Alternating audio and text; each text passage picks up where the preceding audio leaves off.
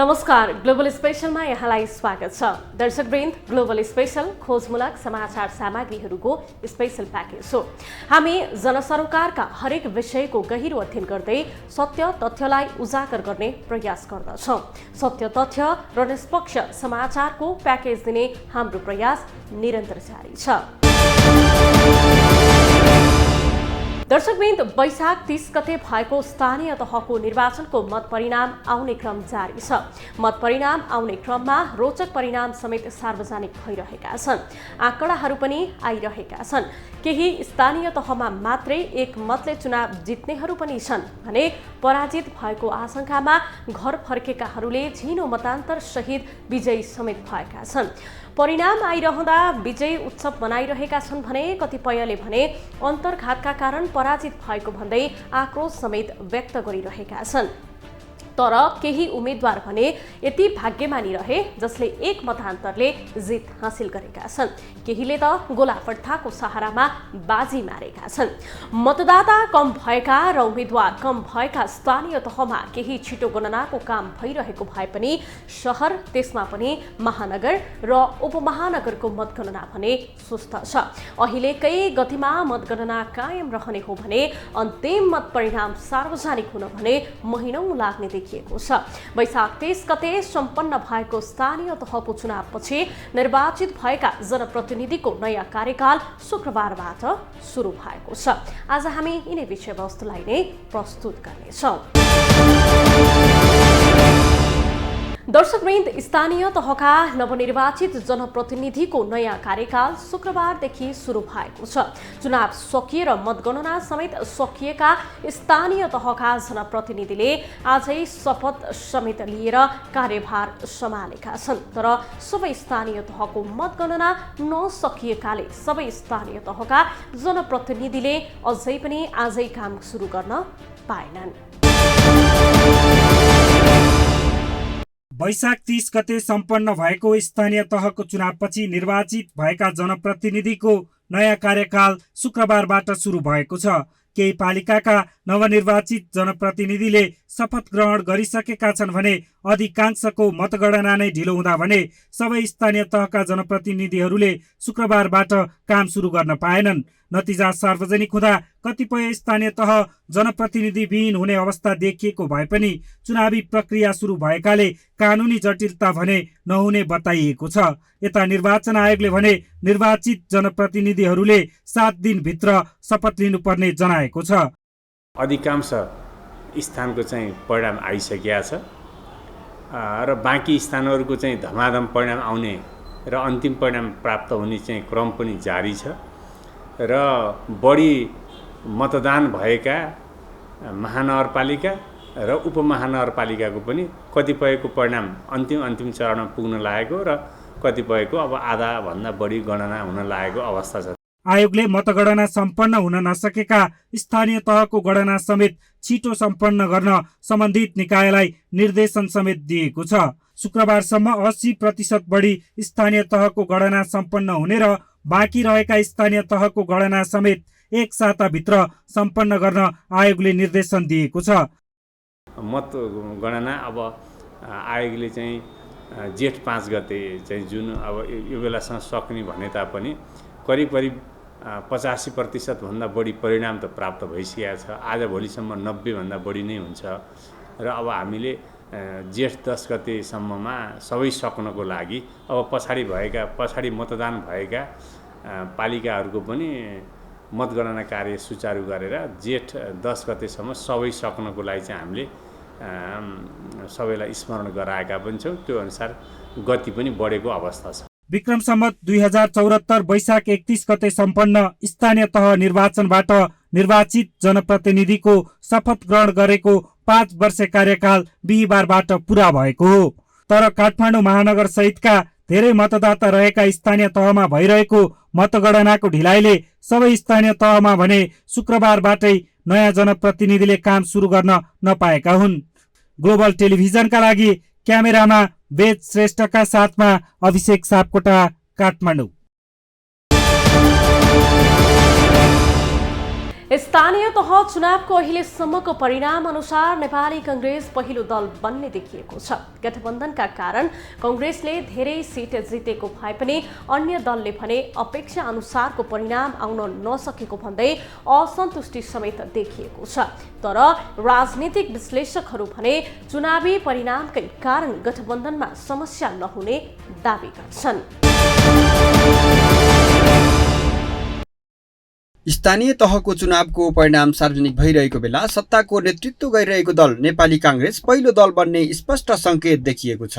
सरकारमा रहेका 5 दलले गठबन्धन बनाएर चुनावमा सहभागी भएको भए पनि धेरै फाइदा कांग्रेसलाई भएको अन्य दलका नेताहरूले बताउन थालेका छन्। नेकपा एकीकृत समाजवादीका अध्यक्ष माधव कुमार नेपालले आफ्नो दलले अपेक्षा अनुसारको परिणाम हासिल गर्न नसकेको सार्वजनिक रूपमा भनिसकेका छन्। उनले चुनावको सबै परिणाम सार्वजनिक भएपछि समीक्षा गर्ने समेत बताएका छन्। अझै पनि कतिपय ठाउँहरूमा हामीले अपेक्षित परिणाम प्राप्त गर्न सकेका छैनौँ। त्यसमा पनि हाम्रा विरोधी अरू पक्षले चाहिँ हामीसँग राम्ररी सहकार्य गर्न चाहे। हाम्रो पक्षले गठबन्धन दलका पनि सदस्यहरूले घटकहरूले हामीसँग चाहेन। यो हाम्रा आफ्नै कुराहरू होलान्, अरूका आफ्नै गुनासाका बारेमा पनि हामी छलफल गऱ्यौँ। तर जेसुकै गरे पनि यो पार्टीलाई बलियो जगमा भ्याउनु पर्नेछ।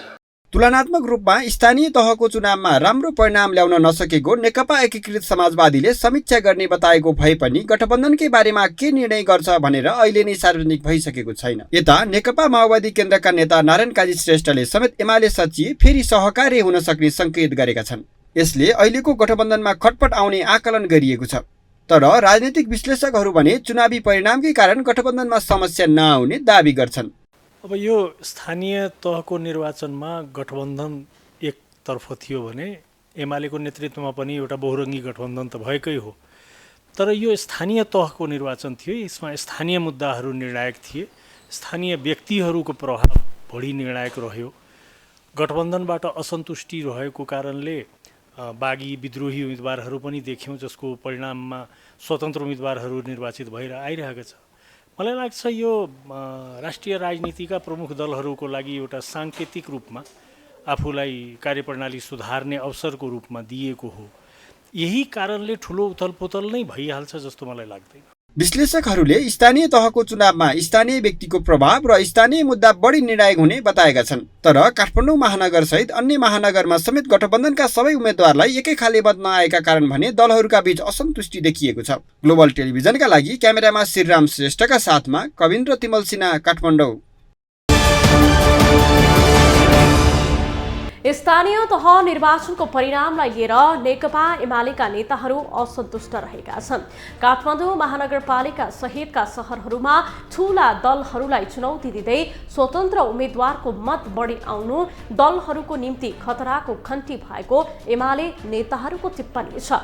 स्थानीय तहको चुनावी परिणाम सार्वजनिक भइरहेको र गठबन्धनमा असन्तुष्टि देखिएका बेला नेताहरू भने आगामी चुनावसम्मै गठबन्धन कायम रहने दावी गरेका हुन्। निर्वाचनको परिणामलाई लिएर नेकपा एमालेका नेताहरू असन्तुष्ट रहेका छन्। सत्तारूढ दलले धाँधली गरेको आरोप लगाएको एमालेका नेताहरूले चौतर्फी घेराबन्दी भएको समेत बताएका छन्। एमाले उपमहासचिव प्रदीप ग्यावालीले स्थानीय तह निर्वाचनमा पार्टीको जनमत यथावत रहेको बताए।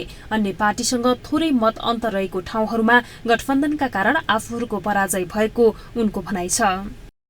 हामी समग्र देशैभरिको तथ्यहरू सङ्कलन गरिरहेछौँ। अब हाम्रो समग्र जनमत चाहिँ यथावत छ हैन।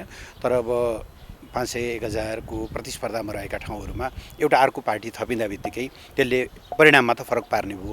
हाम्रो जुन औसत जनमत हो, लोकप्रिय मत, नेकपा एमाले करिब 48 सालको निर्वाचनदेखि नै कन्स्ट्यान्टली राखिरहेको छ। त्यो मतमा चाहिँ प्रारम्भिक ट्रेन्डहरू हेर्दा हाम्रो जनमतमा चाहिँ तलमाथि भएको म देख्दिनँ।